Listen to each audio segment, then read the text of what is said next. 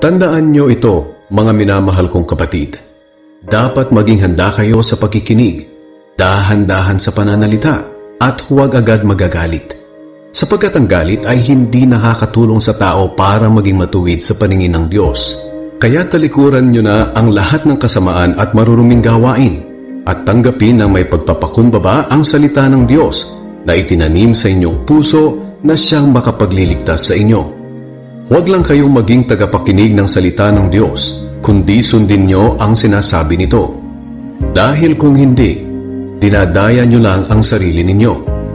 Dahil kung nakikinig lang ang isang tao sa salita ng Diyos, pero hindi naman niya tinutupad ang sinasabi nito, katulad siya ng isang taong tumitingin sa salamin na pagkatapos makita ang sarili ay umaalis at agad kinakalimutan ang ayos niya.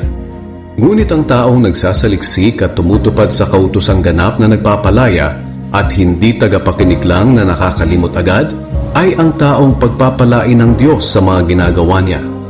Kung may nag-aakalang siya ay relihiyoso pero hindi naman magawang pigilan ang dila niya, walang silbi ang pagiging relihiyoso niya at niloloko lang niya ang kanyang sarili.